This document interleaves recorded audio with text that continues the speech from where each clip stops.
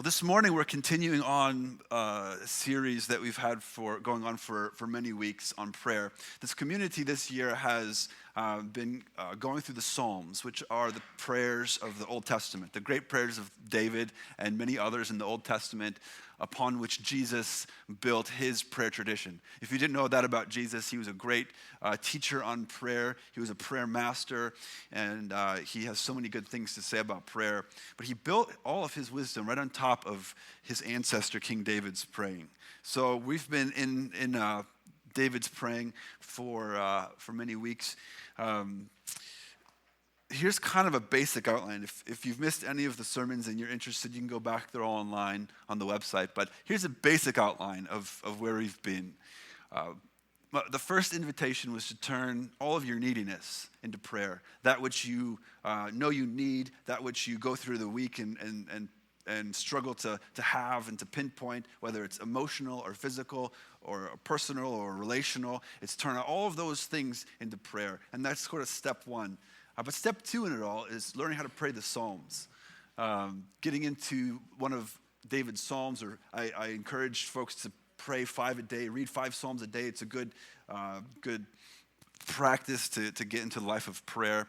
And the third step is to learn how to prep yourself and connect with God. And that's a little more technical. You can listen to those sermons online if you'd like. But here we are in the fourth section, which is to master Jesus' prayer. Jesus' great prayer to his disciples when they wanted to know, well, how do we pray? How do we do it like you do it, Jesus? And he gave them a template and their building blocks. And what I've been doing is kind of showing how David's prayers kind of get collected up into Jesus' template. He gives us some building blocks, and so many of David's prayers can be organized and categorized. So last time, we talked about the first few prayers in Jesus' prayer, which is, Our Father in heaven, your name is holy. Those are examples of prayers. And I've opened up kind of the praise tradition in the Psalms, which gives us a reminder of God's great acts and his character. And it asks us to bring our adoration of God and tell him that. Tell him how much we adore him for the things that he's done. But then to do it in a public way and in a risky way. And that's when praise has its power to transform us, is when we show our affection to God publicly. And I invited the community to think about if they can do one thing, one small thing, it's even to sing a little louder on Sunday mornings and to show maybe a little bit of a risky devotion to God in that way, and how that a community of people bellowing out their praises to God is such a powerful witness and a powerful thing. And so that's where we were last week. This time, we're on 2 prayers. Your kingdom come, your will be done, with the little qualifier, on earth as it is in heaven. These are 2 amazing kind of prayers. And in all of this, in all of these prayers, I'm not just asking you to learn about them in your head and to get to know them. I'm asking you to consider praying them. Imagine, what does it feel like, really feel like, when you sit down, take a moment of your day to pray to God? What do these prayers feel like? And oftentimes I think your kingdom come, your will be done can kind of be a prayer, a couple prayers that we skip over really quickly. It's almost as if we sit down and we say, okay, your kingdom come, your will be done. Maybe I'll go to heaven someday, and maybe it'll all be good. I don't know, like we can really slide over these prayers quick, but these prayers are so awesome and so deep. And when you line up David's praying into these, you realize just what kind of prayers these are. And these are prayers of abandonment, where we take our dissonance, the things that aren't yet true and aren't yet resolved, and we bring them up into the presence of God. So I'm going to use these couple words today. Just they're different words. You may not have heard them before, but dissonance is just a way to say things don't feel right. Things aren't as they should be. There's tension. There's a little bit of kind of ickiness. That's dissonance, and we can live so often in so much dissonance. And abandonment is truly saying, God, I give over to you myself. I'm going to abandon my unresolved issues into your hands. And these prayers get quite deep and quite beautiful. And so, what does it feel like? What might it look like for you to learn to pray these kind of prayers? And the basic contour of this, your kingdom come, your will be done, is a pressing forward. Not to hoping for something in the distant future, but pressing forward and putting our lives into God's hands, into God's future. And on earth as it is in heaven is a little qualifier, which is to say, this isn't for some distant future. These are prayers for now and the near future. Okay, so we set these up here. There's so much to this, and I'm excited to get into this today. Let's dive in. So I want to give you a little example first of what a your kingdom come, your will be done kind of prayer looks like when David prays it. Save me, O God, for the waters have come up to my neck. Apropos, eh? Save me, O God, for the waters have come up to my neck. I'm sinking here, worn out from calling for help. My throat is parched. But I pray to you, Lord, in your great love, answer me out of the goodness of your love. You see how emotional and how rich these words are? I'm sinking. I don't know, has anyone ever felt in life like they're just drowning? This is a prayer for these moments, the things that aren't yet resolved, the things that need resolution. And the David and the psalmists know what it feels like to pray resolution into their situation. So, I'll say this later, but I want to say it now too. Prayers of abandonment are not polite. They're never polite. They're always full of so much colorful language. So here we go. Abandonment prayers to a king. A little overview as we jump in. They ask us to bring our unresolved situations to a sovereign who we feel is deeply reliable. In abandonment prayers, we deeply think, okay, God, your ways and your thoughts are bigger than mine. We collect up our anxiety. Anxiety is a key word. Anyone struggle with anxiety? It's one of my big things. And we courageously give words to our anxieties and then release. And that's the movement, the release of our anxieties. If you need to figure out how to release your anxieties so you can live in a bit of peace, these are the prayers for you. And we pray, therefore, over all that is broken in our world. The best way into this, okay, is through a little story. Has anyone ever read the story of David and Absalom?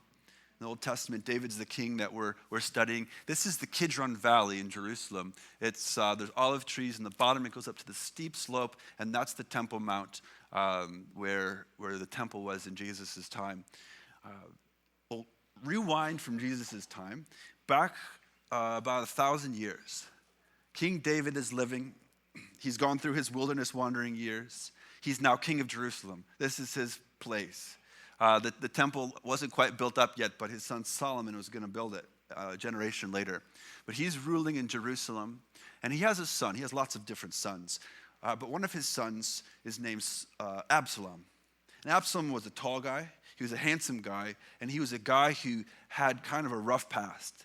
He did some things that out of retribution that caused him to be banished from David's kingdom. David eventually, at some point, banished his son Absalom, and he lived for a number of years outside of Jerusalem.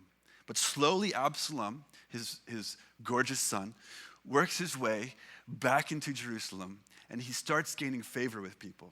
He starts doling out money. He starts taking on some of David's jobs. And slowly but surely, he mounts up enough support to take over the throne. So this is going to be one of the biggest rejections of David's life. Even though he has a rocky relationship with Absalom, he loves him deeply. So Absalom comes into town with hundreds and hundreds of men on chariots, and David hears word of it. And he realizes, oh, Absalom is going to betray me. So instead of mounting up an army, mounting up defenses, taking control of the situation, David says, if we don't run, if I don't go back into the wilderness like I spent many years in the wilderness, we're all going to die. There's going to be so much bloodshed. So rather than killing my son, I'm going to relinquish my throne and run into the wilderness. And so the scriptures in 2 Samuel say, the book of 2 Samuel is where these stories are recorded. It says, David leaves Jerusalem with hundreds of his faithful followers and crosses the Kidron Valley. And this is the Kidron Valley here. So you can imagine David and hundreds of people coming down these slopes, fleeing from Absalom, and in great pain. And there's some people who are so loyal to him that they're going to follow him, and other people that are so loyal to him that he's going to send back in to be spies into Absalom's court. But he goes, and the scriptures say that he goes and he comes up this other side, which is not pictured here, but which is called the Mount of Olives. And he comes up the Mount of Olives, and as he does so, some of David's foes are there throwing rocks at him, just cursing him and throwing rocks at his people. And his followers are saying, should we defend ourselves? Should we take control over this situation? And David says, let them throw rocks, for maybe God will look kindly upon me and show favor upon me as I don't show retribution in the future. So they walk through the curses, they walk through the rocks, and they get up on top of the Mount of Olives, and it says that they were sad and sorrowful and bruised. There's no better picture in David's story of him abandoning himself to God in a moment of dissonance. Everything looks wrong. Everything is broken. Everything looks like it's coming against him. And instead of retaliating and building up his strength and his defenses, he's going to say, God, I hand this over to you. I abandon this situation into your hands. And within this, I think, comes some of our best teaching on what it looks like to abandon ourselves to God. So here he goes in Psalm 141. I think maybe he was writing this psalm as he was maybe bruised on the Mount of Olives. Psalm 141, and that's what we're going to dig into this one today. I call to you, Lord, come quickly to me. Hear me when I call to you. May my prayer be set before you like incense. May the lifting up of my hands be like the evening sacrifices. This is a your kingdom come, your will be done kind of prayer. This is, you are wise, God, and I'm going to burn incense to you. This is a Iron Age, Old Testament way of saying I worship you. May my prayers be like a sacrifice to you. May they come up to you like a sacrifice. This is a way of saying, God, I admit and I believe that you are stronger than me. You are bigger than me. I'm going to let go of control here. We talked about praise last week, and the interesting thing about the prayer of abandonment, and Jesus is praying as we follow him along, is praise does sort of require a measure of joy in order to be able to tell God who he is and worship him. There's a measure of joy that's needed in praise. But as we move from praise into abandonment, your kingdom come, your will be done, as we move into that transition, the need for joy is not there anymore. It's actually filled with a lot of pain and a lot of unresolved stuff. So this is about places of deep pain and anguish. This is about things that are bigger than us, things that we can't move, things that we can't change. And the journey that we go on from turning our anxieties into peacefulness. I mean, I think this is a deeply human need. I mean, this is not just a religious thing. Every human being, I believe, is on a journey to find peace, find some peace, to let go of the control that drives them deep into the ground. I think you talk to many folks in their 70s and 80s, and they've sort of finally found a bit of peace. Many have, many haven't. But that time, the going through situations, watching them resolve, realizing that time passes and heals many things. It's a very human journey that we're on. But Jesus and the life of prayer has a specific invitation into that journey and a specific thing to say to humans. Do you want to get to 70 and 80 and be a person who's just so wrapped up in the things they couldn't control that they sort of withered you? Or do you want to be a person that ends up at that age at a deeper peace? I mean, this is what prayer of abandonment is about. I call to you, Lord, come quickly to me. Hear me when I call to you. May my prayer be set before you like incense. Just as a side note, if you're a social activist, if you're out in society trying to change the big things that we really can't change on our own, and every person who's a Jesus follower at some level should be a social activist, should be out there trying to change things that are too big for us. We desperately need these prayers of abandonment because otherwise we will fall under the weight of the evil and the hurt and the bigness of all the social problems So if this is you, I'm not saying give up. Prayer of abandonment isn't a kind of a fatalistic, I give up. It's much more than that. And we need them if we're gonna be people who work for God. So we tell him that he's bigger than us. I love these examples from some of other of David's Psalms. Psalm 61:2, it's another prayer of abandonment. From the ends of the earth I call to you as my heart grows faint. Lead me to the rock that is higher than I. Isn't that a great prayer? It fits so much in there.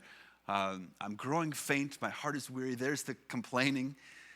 Lead me to the rock that is higher than I. I recognize your ways are bigger than my ways. Your mind is higher than mine. Can you imagine yourself praying this? Can you imagine in your prayer life sitting down and trying to find a form of this to speak to God? Here's some words to the profound deepness that I'm going through. Lead me, God, to something that's bigger than me. I need you. Psalm 138:6. Though the Lord is exalted, there it is. Your kingdom come. That's the your kingdom come kind of prayer. Though you're exalted, Lord, he looks kindly on the lowly. Though lofty, he sees them from afar. And what a deep, profound truth. Each one of us who feels small, too small for something, should be able to relate with this feeling that God, is it possible that though you are lofty, you can see me from afar? Someone who's lowly. So there we are. Again, the beginning of Psalm 141. Psalm 55, by the way, just one last thing before I move on here. Psalm 55 is a great prayer for those people who are concerned about the city. If you've ever wanted to pray for the city you're in, Psalm 55 is yours. I see violence and strife in the city. Confuse the wicked, confound their words. If there's violence and strife in the city, that means there's people out there and forces and powers out there who are wicked and causing violence and strife. It's a great prayer for your kingdom come, your will be done. God, whoever's out there causing this violence and strife, would you confound them and confuse them? I see violence and strife in the city. Okay, so you're getting the point here. Psalm 141 goes on. Set a guard over my mouth, Lord. Keep watch over the doors of my lips. Do not let my heart be drawn into what is evil, so that I take part in wicked deeds along with those who are evildoers. Do not let me eat of their delicacies. And here's an interesting prayer. Let a righteous man strike me. That is a kindness. Let him rebuke me. That is oil on my head. My head will not refuse it. So this is ultimately a person who's face to face with the evils of the world.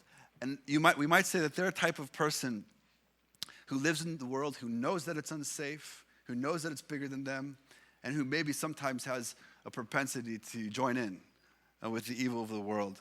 They're a loudmouth, perhaps. Perhaps they're prone to falling with the wrong crowd.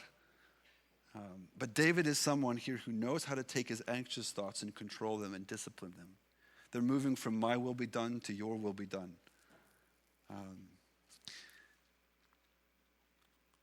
It's a journey from anxiety to peace and out of the divided heart. Now, I'll say this here. The prayer of abandonment is really a prayer of asking God to unify your heart. Being anxious and worrisome in the presence of a powerful God, there's a bit of dividedness that happens in us. We're divided. We see the bigness of our problem, and yet we see the bigness of God, and our heart gets divided, and we don't know how to unify it. And human beings, let me tell you, don't work well with divided hearts. We start shrinking and shriveling and growing smaller. Psalm 86:7 is a perfect example. Teach me your way, Lord, that I may rely on your faithfulness. Give me an undivided heart, that I may fear your name. The Psalms, if you read from beginning to end, are full of examples of people who've lost this battle. They're wanting an undivided heart. They want to focus and praise God, but they see the big anxieties in front of them. And rather than focusing on God, they end up having a unified heart, and they focus completely on the anxieties and the problems of their life and the problems of the world. And they go deeper into the ground and deeper into the ground, and they start turning into people who are trying to control the world so much that their hearts get twisted and they become known in the Psalms as the evildoers, as the wicked, as the arrogant. These are my will be done kind of people. If we want to be people who pray, Jesus, your will be done, these are people who are resolutely in my will be done kind of posture.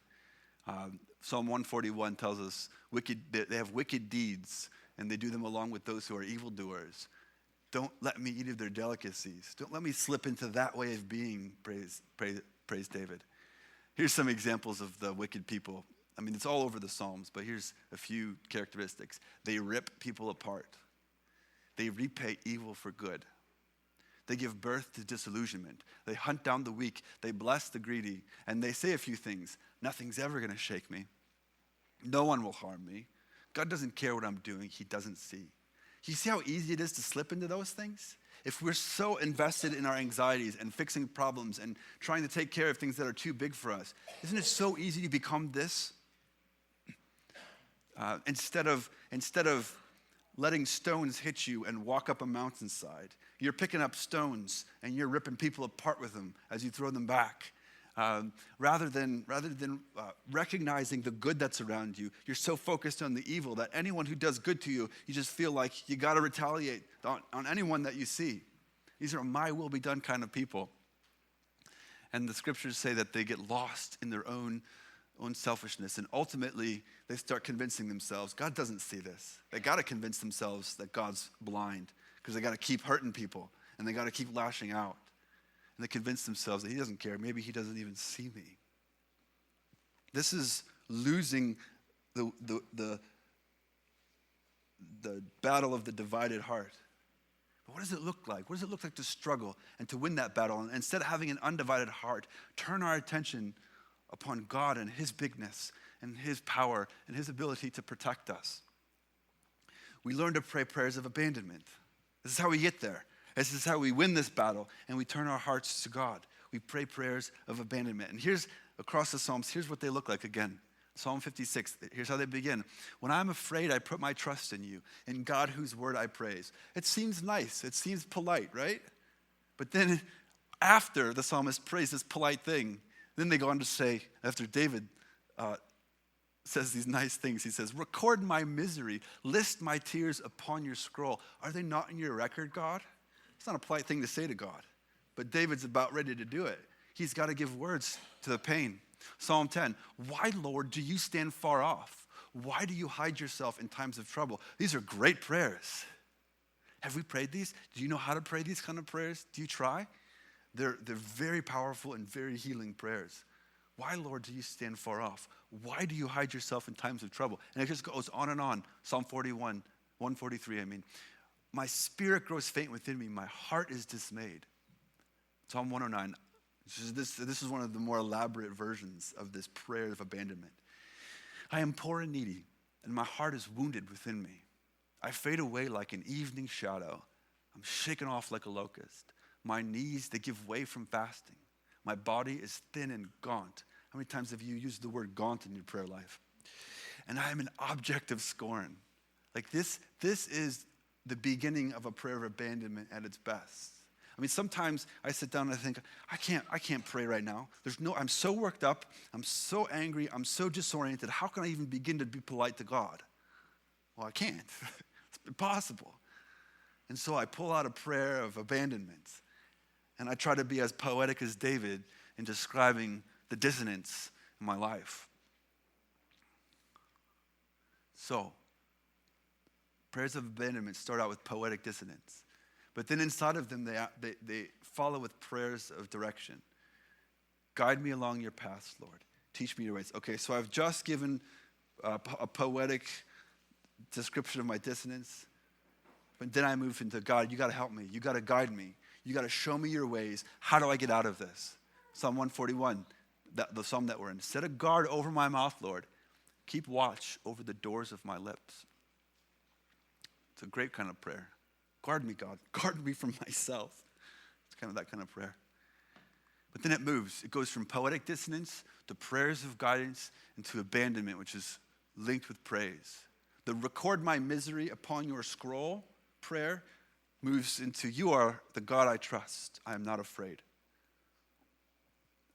why do you stand far off? In the same psalm, moves to, you see the trouble of the afflicted. You consider their grief and take it in hand. The Lord is king forever and ever. And this is probably the hardest part to teach. I'm going to give it my best.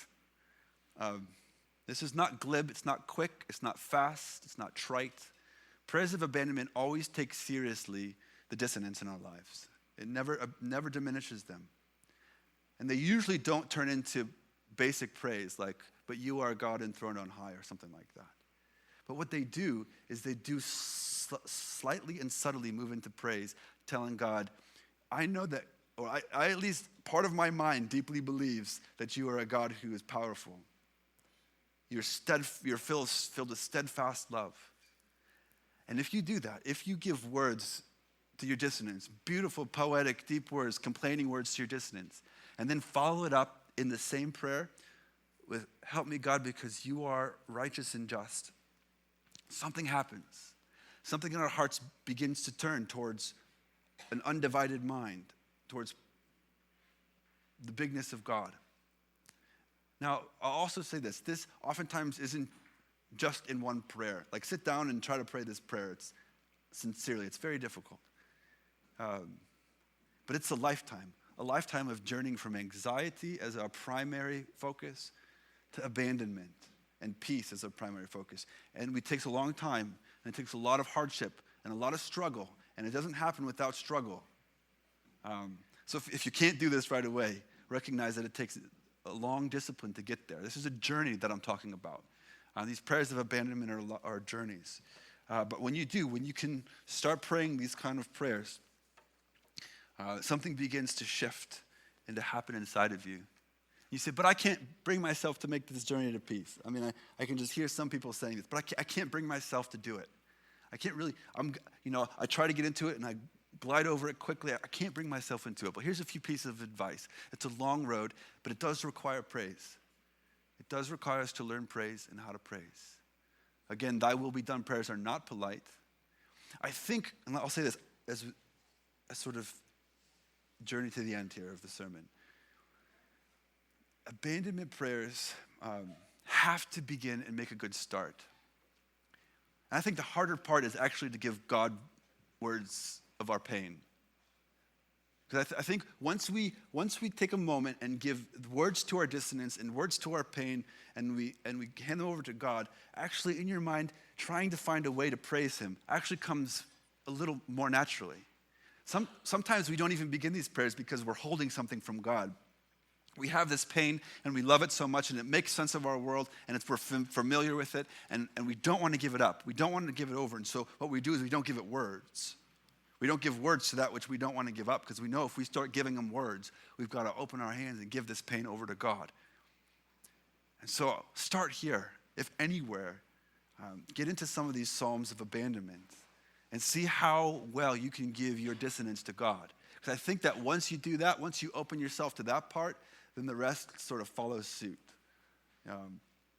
So make a good start and try to abandon yourself in your prayer to some aspect of God's character that you know about or understand.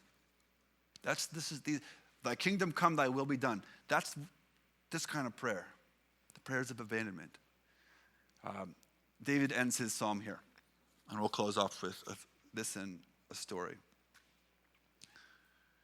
But my eyes are fixed on you, sovereign Lord.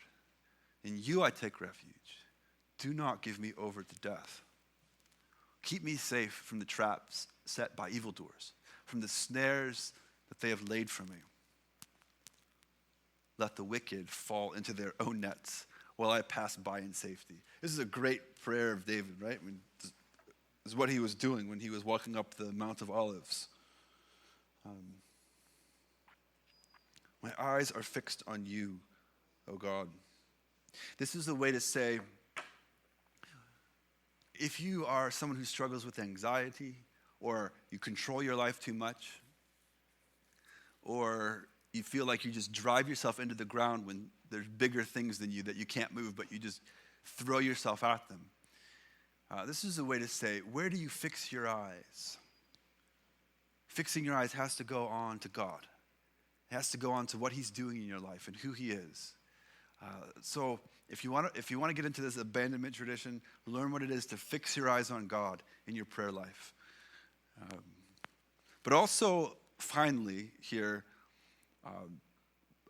prayers of abandonment means that this leads us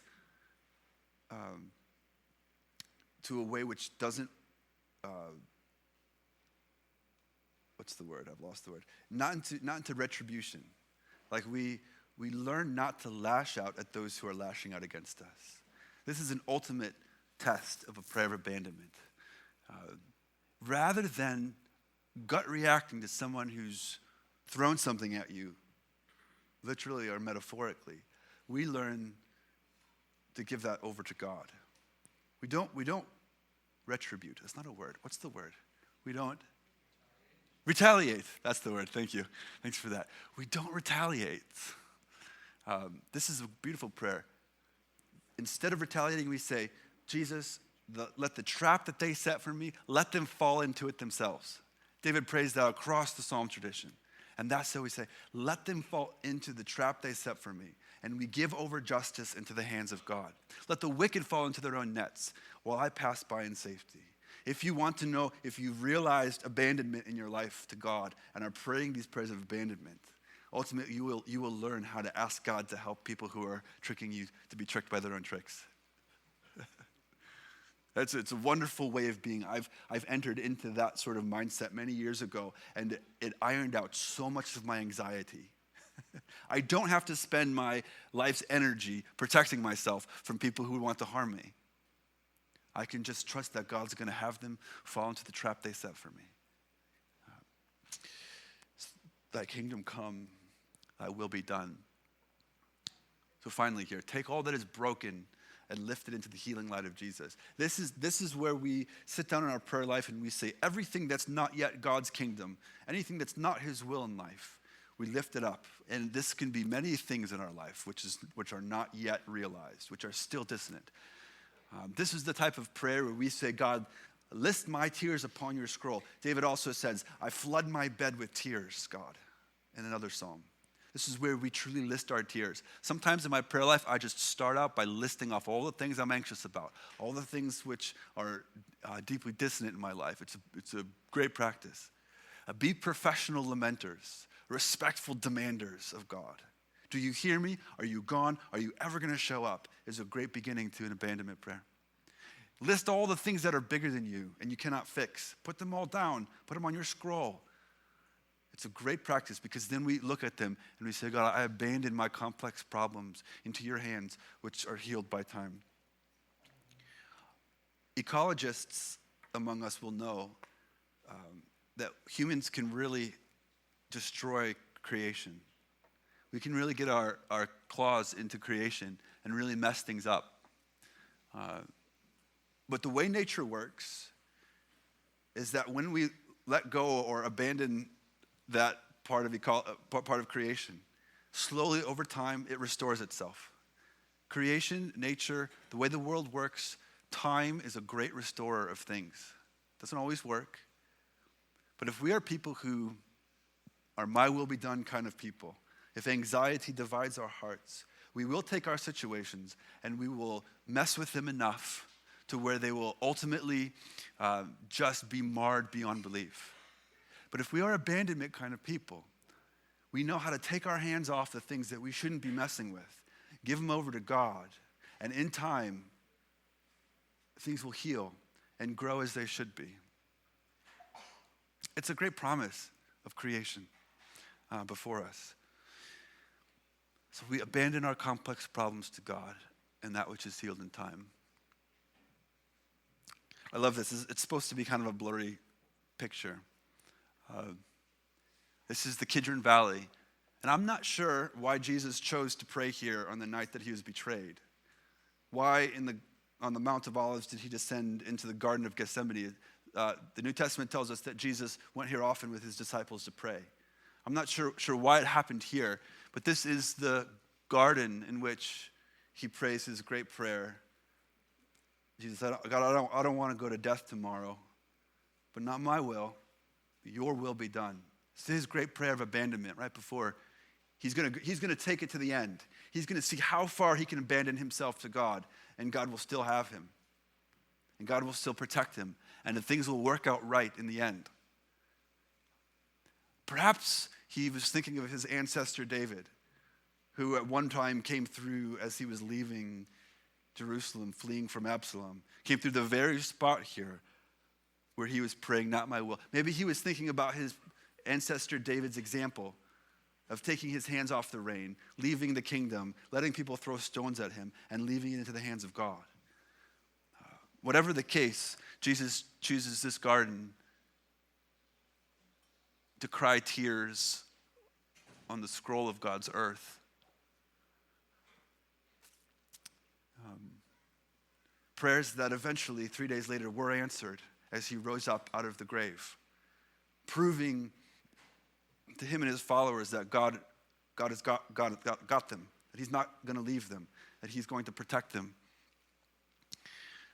So as we think about what it means to pray prayers of abandonment, we remember David, we remember Jesus, and we ask ourselves, how can we enter into that place of peace?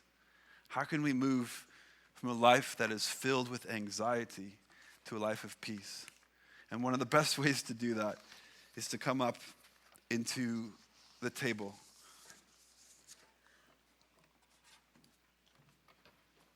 That he asks us to come to every time we gather together. This may be a great time for you to record some of your tears in your heart or on a piece of paper or whatever, and bring it to God and say, I want to move from a divided heart filled with anxiety into a heart of peace, which is the ultimate destination of the prayer of abandonment. So you might come and you might be listing your tears on his scroll here. You might come today and you might be ready to hand over something to him that you haven't been able to for an age. Whatever the case, whatever God is inspiring you with today, I invite you forward to the table, which symbolizes his willingness to go all the way, put his hands and his heart and his whole body and his whole life into the hands of God. So come forward, take a piece of bread, dip it in the juice as a symbolic way to pray today a prayer of abandonment. The table is set here, guys, and everyone's welcome.